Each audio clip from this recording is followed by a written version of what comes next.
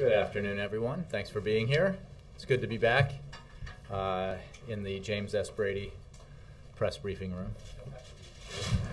So I always forget the middle initial. Jim Brady's a wonderful man, and this is an aptly named space for him. I have no announcements to make, save one, and that is that we should all wish Nancy, our new White House correspondent from CBS, a happy birthday. I just learned of that. Drinks on everyone else. And with that, I'll go to questions. Thank you. The Associated Press. The fresh sanctions that are being announced today by the Treasury Department, are these actually meant to be behavior changing, or are they largely symbolic, particularly the ones that pertain to Hezbollah? Well, I would refer you to Treasury and State for details, but I think the desired result is to continue to press the Assad regime, to continue to isolate it, and to expose the fact that Assad's friends, and he has very few, are Iran and Hezbollah. And I think that says a lot about how far Assad has fallen in the eyes of the world, not to mention the eyes of his own people.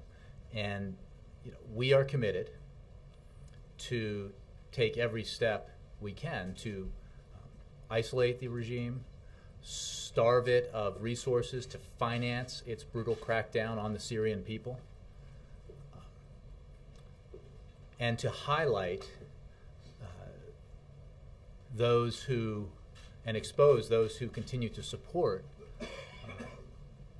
someone who is surely one of the most brutal and bloody dictators operating in the world today.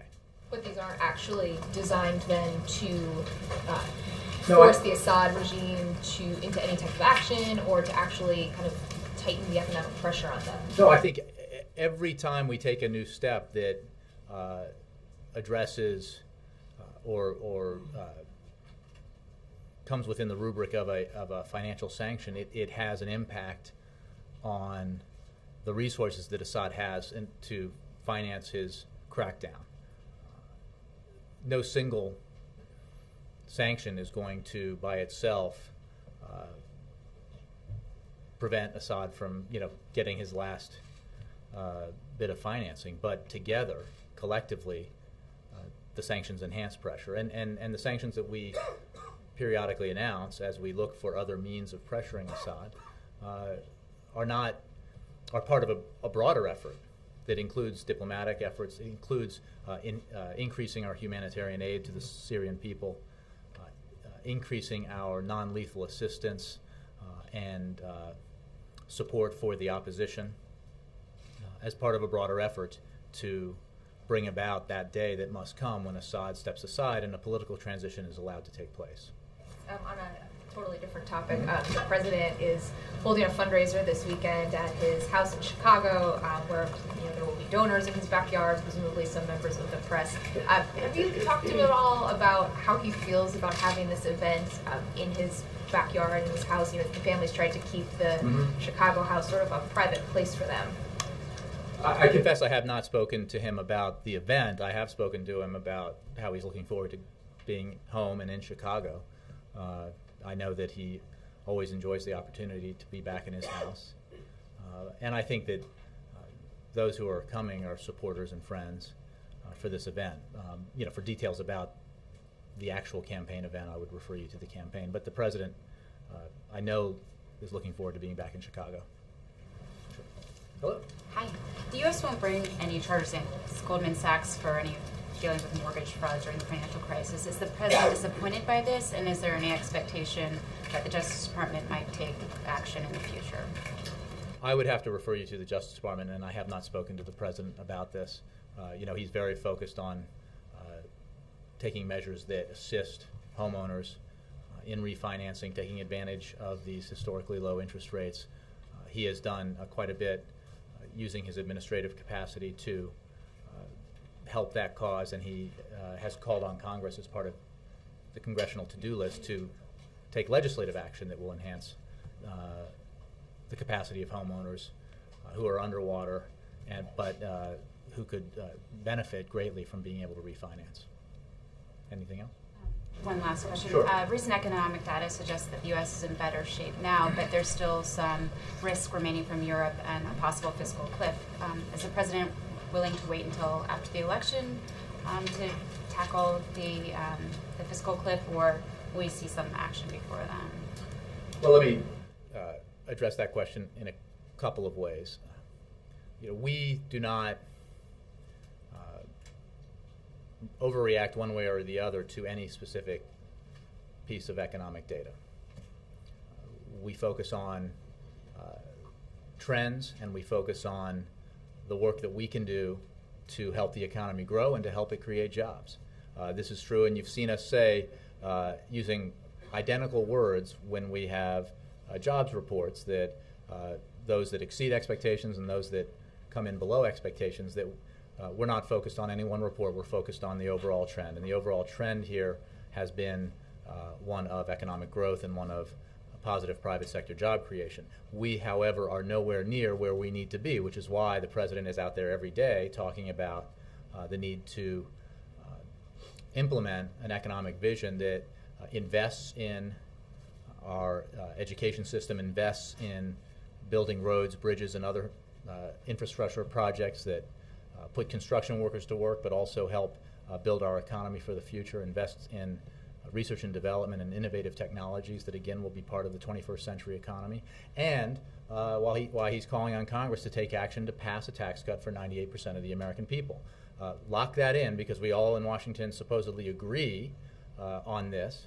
Let's lock it in so that creates economic certainty for the middle class. It creates it deals with some of the issues about the end of the year challenges that you referenced, and it represents an opportunity where, given that we do disagree on some things, like whether or not to give tax cuts to millionaires and billionaires, we can continue to have that debate, but we should take off the table the debate about whether or not to extend tax cuts for the middle class. That's certainly the president's position. More broadly on the, well, let me also say that whether there's some positive economic data or not, there is no question that there are headwinds created by Europe. There are other things out there that can affect the American economy, and that only reinforces the need to aggressively do the things that we here in Washington can do to help insulate our economy from the kinds of shocks globally that can cause create a challenge for the economy. So that's why he urges Congress to pass elements of the American Jobs Act and the tax cut that I talked about before. And when it comes to the fiscal cliff,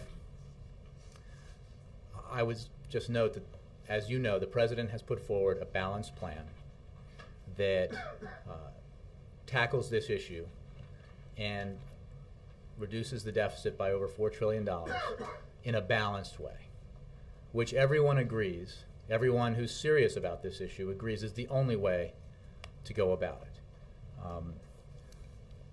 it. There's a lot of, what is amazing to me, and this is really an inside Washington kind of conversation about Simpson-Bowles, Bowles-Simpson, and the Fiscal Commission. There's a lot of loose talk that sometimes goes unchallenged, often, by reporters about who actually supports the principles behind the Simpson-Bowles Commission. The president supports the principles behind the Simpson-Bowles Commission, the balanced approach that is embodied in that Simpson-Bowles proposal, which includes not just spending cuts for non-defense discretionary spending, but savings in health care and revenues. And I was amazed over the weekend when Lindsey Graham, senator from South Carolina, said, after insisting that we can't cut defense, after insisting that tax revenues were off the table, he said, I'm willing to do the Simpson-Bowles plan. He later said, I think Governor Romney has said he would embrace the Bowles-Simpson plan. Those statements are incompatible with the facts and the truth. And I think you saw an op-ed by Erskine Bowles this morning that makes just that point. And I urge you to read it. Yes, Nancy, happy birthday. Thank you very much, Jay. Just this morning, some top advisors for the Romney campaign called recent attack ads by the Obama campaign, quote, unbelievable exaggerations that diminish the office of the president and Hey, Nancy, insult could the I American correct you people. that the ads that you're talking about, the ad that you're talking about is not, and maybe you just shorthanding it, or maybe this is what they said, it is not an Obama campaign ad. I think they're talking about the new ad that questions whether Mr. Romney paid 5 or 10% on his taxes, which is an Obama campaign ad that just came out, and that those numbers aren't substantiated. So is the president concerned that ads like this do diminish the office of the presidency? Well, I would refer you to the campaign for discussions of campaign ads. I can tell you that the president believes that the tradition of transparency for presidential candidates, manifested by the willingness to release multiple years of your tax returns, is an important one. It is one that he abided by as a candidate and obviously continues to abide by as president and candidate for re-election. It's not always comfortable. It's not always a candidate's favorite activity to release this kind of information, but it is a tradition that was put in place these many years ago in 1968 by Governor Romney, then Governor Romney of Michigan, who was a leading contender for the office in that cycle. And it's one that major party candidates from both parties have abided by ever since. So, I think that, as I've said before, watching this debate, it could be ended pretty simply by a willingness to follow that tradition. But it's one thing to say, why doesn't Mr. Romney release more of his tax returns? It's another thing to say, did he pay 5%? Did he pay 10% without any evidence of that? I mean, aren't these the kinds of unsubstantiated suggestions? Nancy, I appreciate it. And I again been... urge you to address your questions to my colleagues and friends over at the campaign for more. I would note again as an observer that it was Governor Romney who, on the air just a couple of weekends ago, when asked about what rate he'd paid in the past, said he would find out and tell us. I assume your colleagues who are covering that campaign are urging the governor to provide that answer. Brianna. Hi, Jay. Conservative super PAC American Crossroads has a new video or new ad. It calls on President Obama to denounce the ad by priorities, the main pro-President Obama super PAC that links Mitt Romney to the death of a steelworker's wife. Do you have a response to the ad? I'm not aware of the new super PAC ad that you reference. I find it rich with irony. But I'm wondering if there's so many different groups out there, if that particular Republican super PAC is urging itself or some other Republican candidate or some other Republican leader to denounce the other third-party Republican super PAC ad that questions whether or not the president is an American citizen. I mean, there's a point at which no. But that's sort of, I mean, that's a smaller super PAC. I'm talking about. I didn't realize that these were. Well, this is the super PAC that President, the one super PAC that President Obama himself let's talk about size, told his bundlers. In how many states has the ad that you're talking about aired? 50 if you consider the news, right? And how much, as far just based on media reports, how many dollars has been spent on this ad? Now let's compare that. Now again, I'm getting at a territory that is really my territory, but let me just make the point. I have addressed this issue because of an advertisement produced by, filmed by, paid for by, with millions of dollars that is going spread out across the country in major states, paid for by and produced by the Romney campaign, not a third-party group, that is categorically false and blatantly dishonest in its representation of the president's policy. And that's not just me saying it, that's President Bill Clinton who has said it. It is Republicans who worked on welfare reform who have said it. It is Republicans who are putatively out there to advance the argument on behalf of Governor Romney who have said there is no proof that the ad is true. So that's qualitatively different. The ad you mentioned yesterday. No, my but question it's is qualitatively different from a third-party ad that obviously we have no control over, and with people we don't have contact. This is the super PAC that President Obama in February said to his top bundlers, it's okay to move forward supporting this super PAC. Don't you at some point have to say something to make this go away? I mean, this is the fourth day that you've gotten questions on We this. cannot, we do not control third-party ads. What this president is focused on is what he can do as president and what his message is about what our economic future can be and should be as he campaigns around the country. Again, perhaps others should then, it should be incumbent on others to give evaluations and assessments and condemnations, if called for, of other ads that you judge out of line. What this president is focused on is helping the economy grow, helping it create jobs, and when he's out there campaigning, he's bringing a message about what his vision is for the future. That's what he's focused on, and as he should be. But does it serve him for a debate over this kind of ad that is so antithetical to the type of politics that he has promoted? Does that serve him well? We do not control the ad, Brianna. Again, these are Is it good for him? You can make an assessment. Again, that's not for me to do. I'm speaking for the president and his policies. I'm speaking for the president and defending and explaining his policies and defending them when a campaign ad with millions and millions of dollars behind it, as opposed to $0 behind it, is being broadcast around the country, paid for, produced by the Romney campaign, that is categorically false and blatantly dishonest about the president's policy positions. Yeah. A couple issues. First, the drought continues to get worse and worse. Mm-hmm. The corn crop's in dire shape. A lot of livestock owners and other farmers are asking that this may be the year to remove the requirement that so much corn go to ethanol. Is the president considering an exemption this year to the ethanol requirement? What I can tell you is that the EPA has made clear that they're working closely with the Department of Agriculture to keep an eye on yields, and they will evaluate all the relevant information when assessing that situation. And I would direct you to them for the latest updates. There's no question that the drought is very serious, and the president is committed to ensuring that his administration is taking every step possible to help farmers and ranchers who have been affected by this disaster. As you know, the administration has already taken several steps, from opening up lands for haying and grazing to providing emergency loans to helping get more truck drivers on the roads delivering much needed supplies. And the president has directed all of the agencies to continue looking for more ways to provide relief from this drought. So there's a possibility that the ethanol requirement could be exempted for a year? Well, I would simply say that the EPA, in consultation with the Department of Agriculture, is looking at this. I don't have a statement one way or the other predicting what the experts are going to say. Flip to Afghanistan, another deadly day where American trainers have been targeted.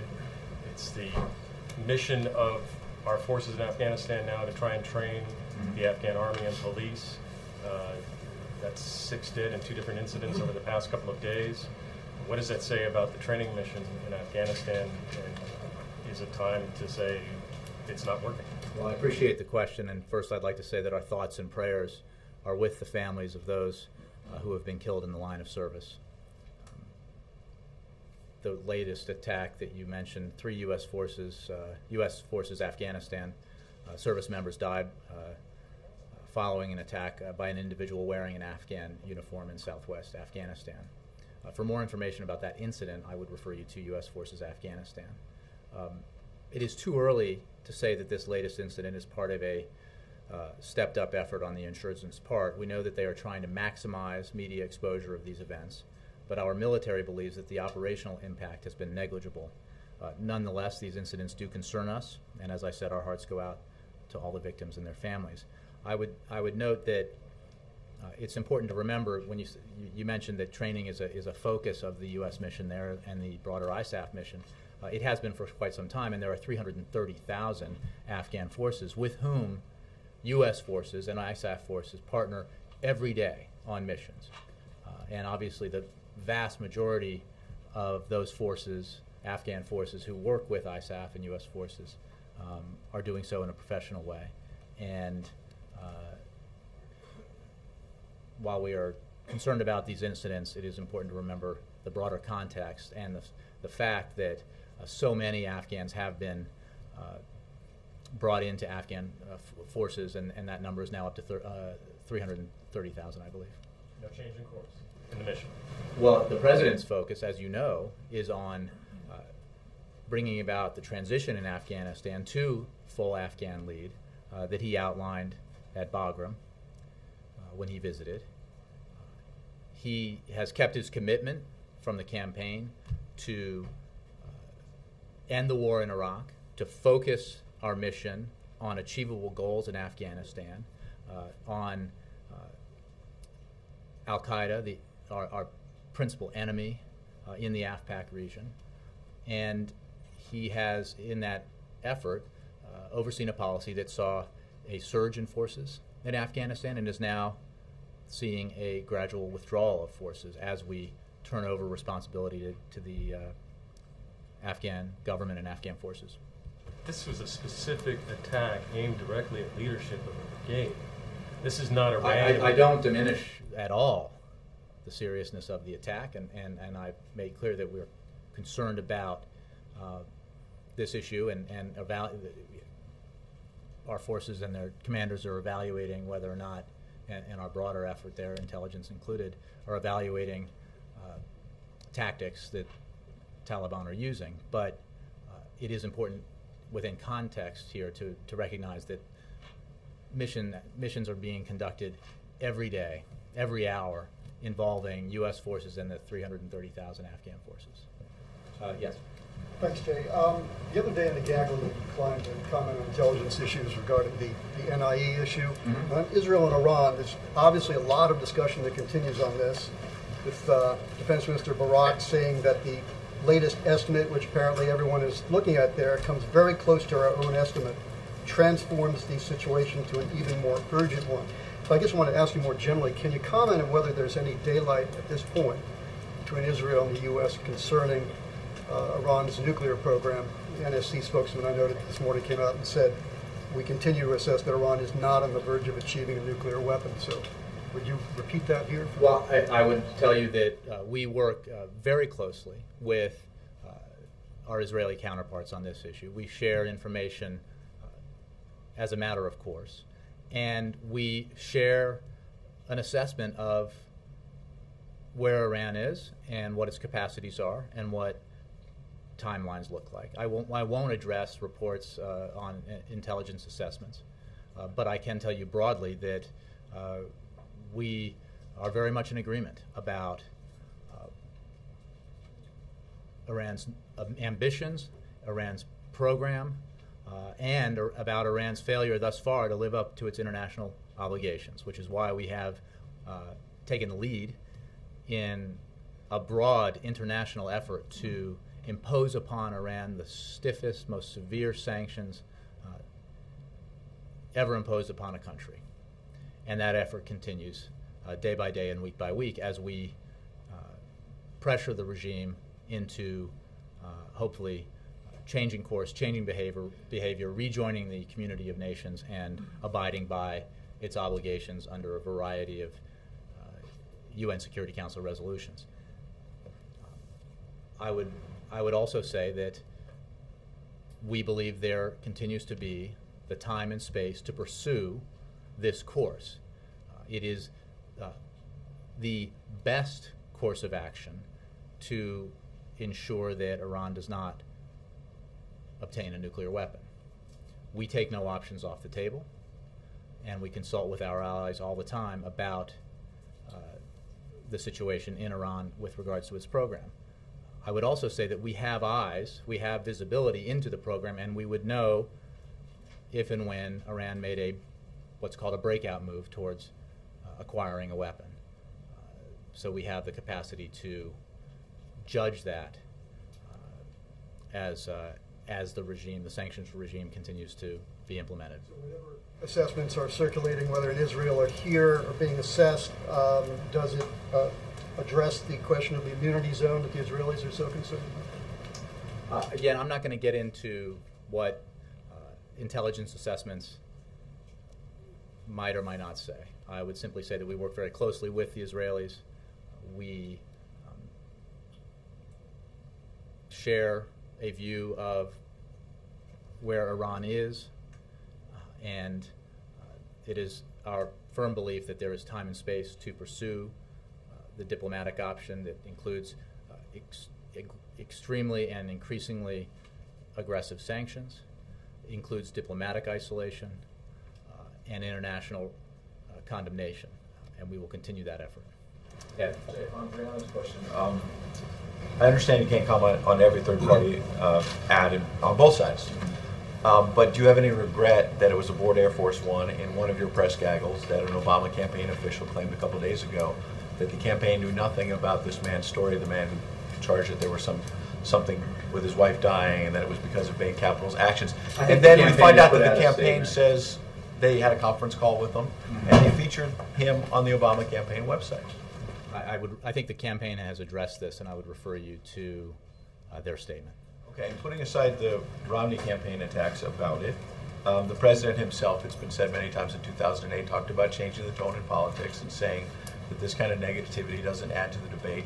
Do you really think at that podium that it's fair for someone to suggest that a candidate's actions led to someone's death? Ed, I appreciate the efforts to get me to play political pundit, but that's not my job, and it's not. I do not have any role in third-party groups that produce these ads. I don't have a comment on that. I would simply say that the president goes out every day, practically now, and talks about his vision for the future. He talks about substantive policy issues. He talks about the need to help the middle class grow, help increase middle class security, how we need to ensure as a nation that we're investing in education and infrastructure and innovation so that we can continue to grow our economy. And I would simply note that while I know there's an effort on one side of this to conflate the two, there is a substantial difference between a blatantly false ad produced by and paid for by a campaign, in this case the Romney campaign, and ads produced by third-party groups. And I have made clear our views on the utter misrepresentation, factually incorrect representation of the president's policy in a Romney campaign ad that is being broadcast in states across the nation to the tune of millions and millions of dollars. The last one, when you talk about the president's vision, you're correct. The last 2 days in Colorado, he talked about all those substantive issues. He wasn't talking about personal attacks. He was on substance. But part of his vision in 2008 was changing the tone. So the question is, how can he now stand by idly and just say, you know, one of his former White House aides is running this thing that says that Mitt Romney may have had something to do with someone's death. How do you stand by now that you're in power? And that was part of your vision before. And I understand your question, and I would simply say that I don't imagine that you are asking the Romney campaign why they haven't condemned the third-party ad that suggests the president may not be an American citizen. I understand that, or maybe better phrase it, I think it should be understood that we are not in control of third-party ads. The campaign, and I refer you to the president's campaign for discussions of campaign advertising paid for by the president's campaign. And then I would ask you to look at what the president's out there talking about. You travel with us, you know. You hear what he says, you hear the argument he makes on behalf of middle-class Americans and where we need to take this country, and as a substantive policy argument, why we cannot embrace policy proposals that, in the kindest possible light, according to the Tax Policy Center, would, if implemented, result in massive tax breaks, tax cuts for millionaires and billionaires, paid for by middle-class families. That's the dispute, that's the debate, that's the argument the president's interested in making. I want to follow up on this. You keep trying to refer to it as an outside group. This is a group that David Plouffe has raised money for. David Plouffe works in the West Wing. This is a group that the campaign has asked members of the cabinet to help raise money for. This isn't just some third-party group. So you do have standing. Again, how do you not have standing to speak out about this? As a matter of as I understand it, the law, that, we have no control over what third-party groups. But the law says you can't condemn an ad? Chuck, I think I've made my point, and I think that I'm looking forward to the press conference for my counterpart, where You have stood at that podium and asked, you've made this general request to say, the Romney campaign, Mitt Romney ought to distance himself, whether it's a Donald Trump thing, whether it was the Mr. Ricketts. So you've actually made these same requests. So if you believe that they either stand by it or don't stand by it, then how are you not held to the same standard? I think the campaign, and this is entirely a campaign issue, I think the campaign has answered these questions, and I would refer you to them for more. You're a little arbitrary of when you do speak about campaign No, stuff I and talk when you about- don't. I- I'm serious. Like, you pick and choose. I think if No. this is the way it's going to be, Look, I have gone after the campaign ad, and again, millions of dollars spent by the other campaign in states across the country, blatantly misrepresenting the president's policy on an issue. So on that, you will speak for the It's campaign. about the policy. And I know what the policy is, and I take issue as someone who speaks for and defends and explains the president's policies with that representation of it. What I'm not going to do is become a judge and assessor of every third-party ad that's out there. Again, just the other day, there was an ad, again, broadcast with real money paid for by some group out there, conservative group, questioning the president's citizenship. Jake, I want to follow up on something else. Governor Romney said yesterday that he'd love to have a pledge or some sort of agreement on negative ads, on personal attack ads. Would you and the president be open to something like that? I would only point to, I saw some of his comments. I mean, it was as if his campaign hadn't been, as its principal effort right now, running an ad that has been judged across the board as false by fact checkers, by Republicans, by Bill Clinton, the author of welfare reform. I find it, interesting that he would make that. But in terms of campaign pledges, I would refer you to the campaign. Alexis? Jay, I And have then Roger. a quick follow-up on this and then a question. Can I just clarify, the president has spent a lot of time as he's traveled warning his supporters about the kind of advertising that they see or hear. So I want to just clarify, does the president believe that the viewers, the listeners, can discern the difference between a paid campaign ad and a third-party ad, which is something that you just suggested? He believes that.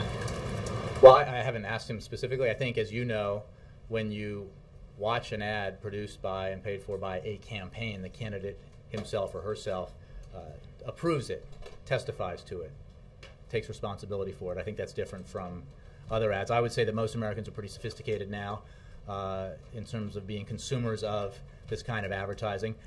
I feel for them because it's such a barrage, and millions and millions of dollars have been spent by not just the campaigns, but way in excess of that by third-party groups, overwhelmingly, by the way, attacking the president. All of these ads, every third-party ad that I'm aware of, virtually on the anti-Obama side, has been extremely negative, and we're talking tens, hundreds of millions of dollars. So, but I think that Americans are pretty sophisticated. They probably do overwhelmingly understand the distinction. They see the candidates taking responsibility for their campaign ads. But the background here in terms of what the president's position is on the Citizens United decision and why it was not, in his view, the right decision and the impact it would have on our elections. And there's no question that that's playing itself out in this cycle. Look ahead to next week, Iowa. The president is going to spend 3 full days traveling by bus across Iowa, including through some counties. He didn't win last time. Can you talk about the message, what he hopes to accomplish by spending that concentrated amount of time in one state? Well, to Chuck's point, I think that is a pure, like, what he's doing in campaign travel and why he's going to different places. I think I should leave to the campaign to explain. I would note that we frequently go we go all over the country in general, but on campaign trips as recently as yesterday, I think one of your colleagues asked about this, why the president was going to a part of Colorado that where he did not win, I guess the county that he was in or the counties that we were in. I think I know that the point is that he has supporters across all of these states, and he wants to explain his positions and rally support everywhere, everywhere in Colorado and Iowa and all these states. So, but I would urge you the campaign tactics stuff is best left to the campaign. You talk about the president on policy. In Iowa, the president's going to talk about wind, energy, drought. Let's talk about policy. What's he going to talk about? Well, I think that the topics that you mentioned are certainly potential ones for what the president will discuss on his upcoming trip. I don't want to ruin the surprise by unveiling his remarks here from the podium a full 3 days before he hits Iowa. But I think you've heard a lot of consistent things from the president, both prior to this period where he's been campaigning so much, but certainly on the campaign trail, about his economic vision, about the investments we need to make. And those investments include, and he brought this up in Colorado, the production tax credit, the wind energy tax credit that has broad bipartisan support in states like Colorado and Iowa, that is essential to 5,000 jobs in Colorado. And I believe the industry has said 37,000 jobs would be in jeopardy across the country if the production tax credit, the wind energy tax credit, were not renewed. And yet, unfortunately, Republicans in Washington, including the Republican nominee, do not support extending this important tax credit.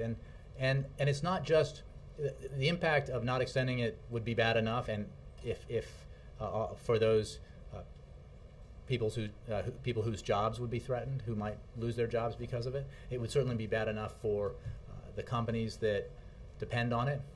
It's also a terrible thing to do when we are trying to build in this country industries that will be vital to economic growth and energy independence in the 21st century. I mean, that is a key element of the president's vision when it comes to energy policy, is that we, even as we have increased oil and gas production, even as we have reduced our imports of foreign oil, this president has aggressively pursued a policy that has doubled our production of renewable energy, and that has made investments that ensure that there will be more production of renewable energy in this country, and, very importantly, more facilities and jobs in this country related to those industries. He is not at all willing to cede those industries to other countries, and I think that is a profound difference between his vision and the Republican vision.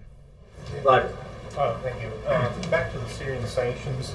John Brennan the other day in a speech said that there was under consideration apparently a no-fly zone. Is that under consideration by the administration to ratchet up? I think, Roger, what Mr. Brennan said was in response to a question about a specific measure, the no-fly zone, and his answer reflected the fact that we have not, and the president has not taken any option off the table when it comes to Syria. But he was not. Our position has not changed, and that is that we believe the right course of action is a political transition that begins with, or has as an important milestone in it, the departure of Assad from power.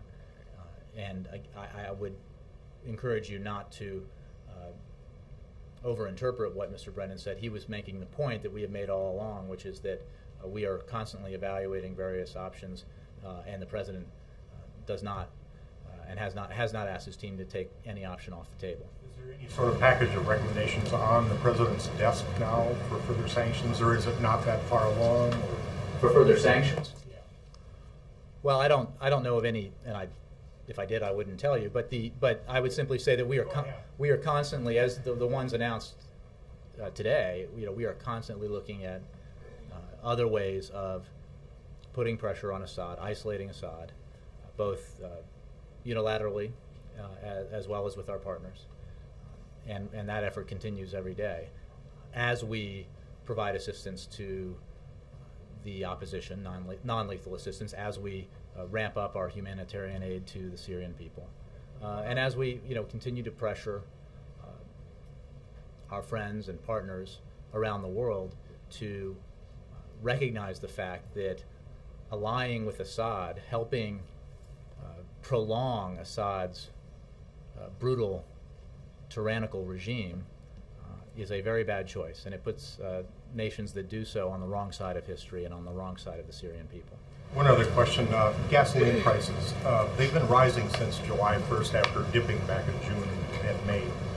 Back in March, the SPR was on the table being looked at pretty seriously. Is it sort of back on the table, dusted off, being reconsidered again? Well, Roger, I would simply say that throughout this year, we have very closely monitored oil prices in the oil markets, most importantly, and we continue to do that. And as you noted in your question, there have been spikes and declines in the price of oil related to a variety of factors. And we continue to do that and continue to look at options, and I just mean that broadly. We as we evaluate where oil markets are. I think I'll leave it at that. Justin. Thanks, Jay.